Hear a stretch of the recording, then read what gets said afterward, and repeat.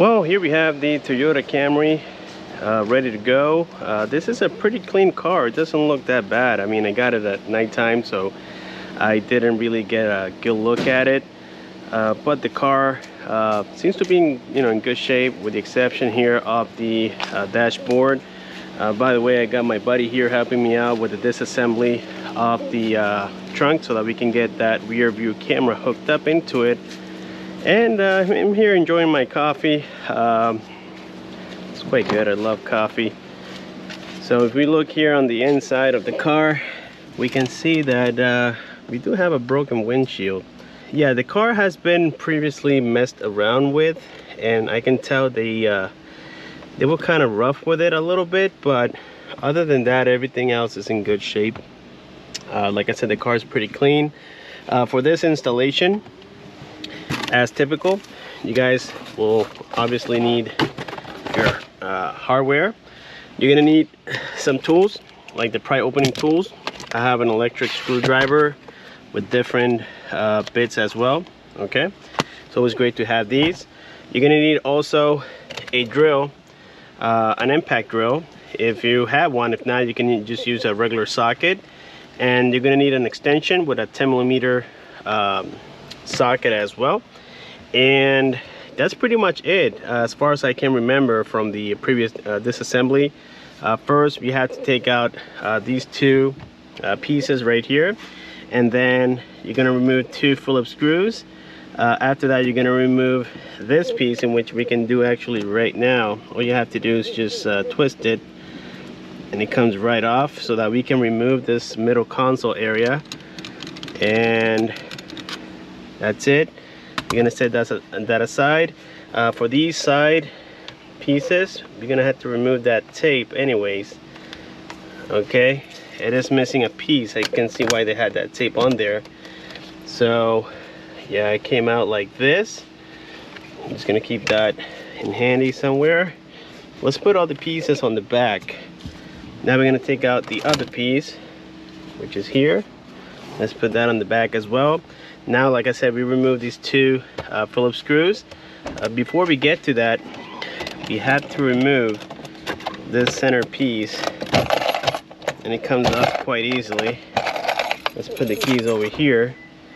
I don't want to spill my coffee. Let's leave it up here. So this piece comes right off, and there you go. You don't have to shift the car. That's cool.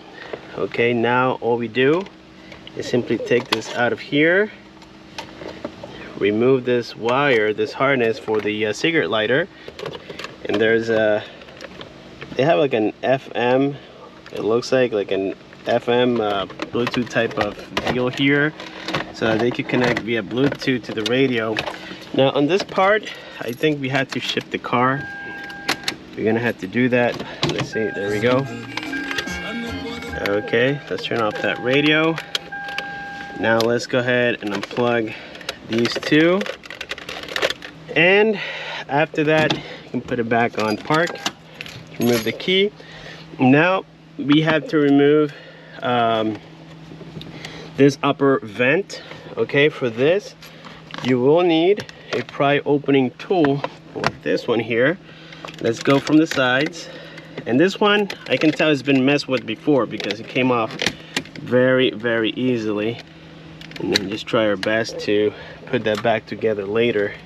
And now up here, as you guys can observe, we had the two 10mm bolts that I mentioned before. We have two on the top and two right underneath down here. You can't miss it. You're gonna see a total of 4. Just take those out. That's it. We got the 4 out. Now I believe you can just pull out the radio. Let's take out the we have one that is the XM antenna. We have one for the FM antenna, and here we have the 3 harnesses for steering wheel controls, and we have the main harness for the speakers and so on and so forth. And then we have the AC controls harness as well that we need to remove. And boom, we got the radio fully out, as you guys can tell. And now we are here in the process of removing the old radio from the AC controls. All you have to do is remove these 3 8mm bolts. They also work with a Phillips screwdriver, but they are sometimes so tight that you run the risk of stripping it. So I would just recommend using the socket. So there we go. We just removed all 6 screws, and this, with a little bit of patience, should come right off. So we got the AC controls out of the radio unit, the old one. And if you guys look here, I did remove the left side bracket. The reason for that is because the AC controls, they need to slide out. If you look here, you can see what I mean. These 2 pieces connect right here on the top. And so the way you do it is that you connect them right here like this, and then you slide it like so. So in order to get it properly done, you have to kind of like play here with this bracket, and boom, there we go, we got it. Now on this bracket itself, we only have the holes to connect 1 screw instead of 2, as I mentioned before, but 1 screw is more than sufficient. This radio is super lightweight. So what we're going to do here is just put 1 screw. So we have 1 for this side here, you guys can see that. And so now we do the same here for the other side, and boom, we got it. So now it is time to do the GPS antenna, which I already did it. I actually went underneath the dash right here with a double adhesive. I ran the wire right here, and now we have pretty much everything we need. We have the FM antenna, we have the GPS connection, also for the USB with the data, so that you can get wired Android Auto and wired CarPlay. Well, I found the single USB port. You don't have to use the one with the double. Some units, they use it with the double. Some of them, they use it with a single. In this particular case, I was able to do it with a single. And now what I'm going to do to run this wire through is that I'm going to make a hole here on this compartment. I'm going to make a hole just about this area here, so that I can run the USB, so that it goes in here. It'll come out from the top, and it'll be hanging around here, so that way they can plug in the USB cable for the iPhone and get wired CarPlay or wired Android Auto. Well, we got all the wires connected here on the back side of the radio. As you guys can observe, we have the main harness connection, we have the USB, the single one, we have the reverse camera, the FM antenna, then we get here the GPS antenna, which is all hooked up, and we have the reverse camera. Now the reverse camera, this is for the video, but it comes with on the harness, it comes with this wire that says back, and that means reverse camera. It's like a light brown color. You have to attach this to the red wire that comes out of the back side of the car. This is the wire that we ran all the way to the back. It has a red wire.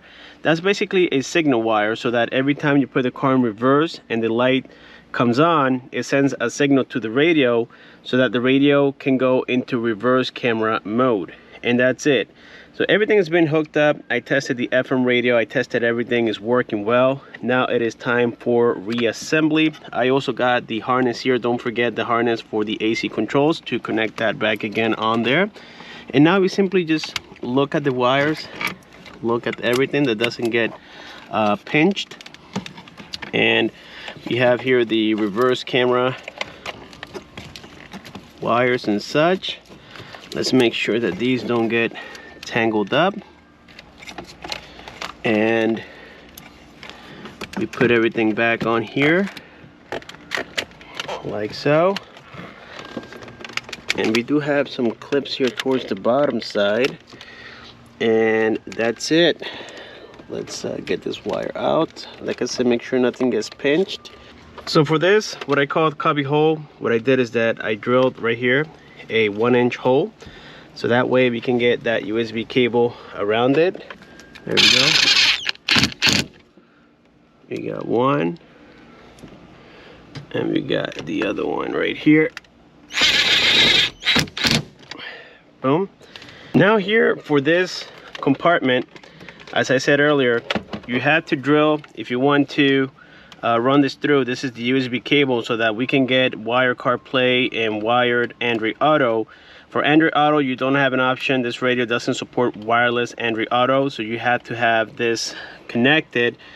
Now we run this through. As you guys can see, I reconnected the auxiliary port and the cigarette lighter, or the 12-volt charger, whatever you want to call it. And now I will put the car on drive so that it makes it a little bit easier to run this through. And right there, check that out, guys. It came out to be beautiful. Perfect. The radio has been completely assembled. The entire thing came out to be great, with the exception of those damages that we had there previously. The reverse camera, I ran it through the passenger side of the vehicle, and it is recommended so that you can hide that reverse camera wire a lot easier. Then you remove these plastics, you run the wire through the side here. Now for this one, you don't have to remove it. All you have to do is with your fingers just push the wire through, and we remove this plastic as well. Now for this part of the seat, if you remove this, there is a 12mm bolt holding this in place. All you have to do is remove it, lift it, and that will allow for you to run the wire through, which is what I did. And it came out this area here. I don't know if you guys can see. I came down here, hit it right behind this material, and it comes out right here. And I zip tied it to the hinges here for the trunk. I went here, and this is the reverse bulb. The negative will be, or the positive is the red with black here on this connection for the reverse light.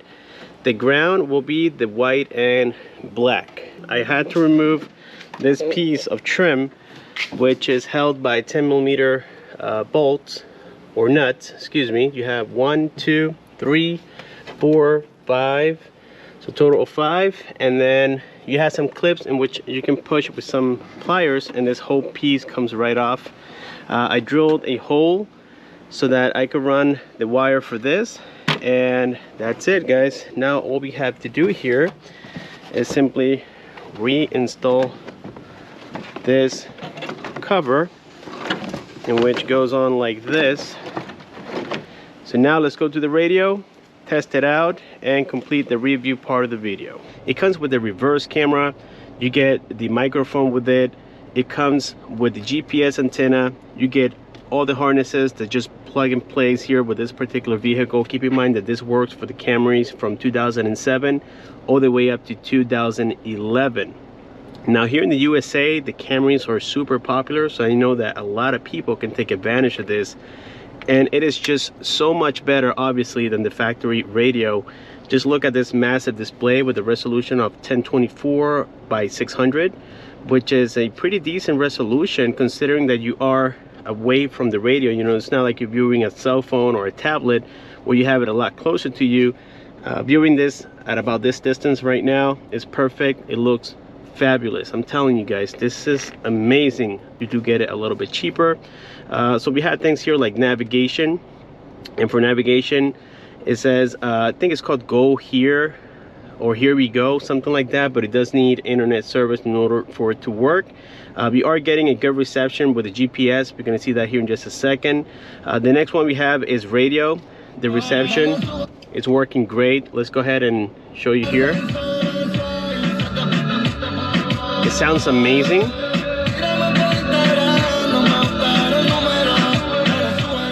Alright, you guys can hear that. And the cool part is that you don't need a FM antenna adapter for this car. It is just a plug and play. What you are losing is the XM radio. Just keep that in mind.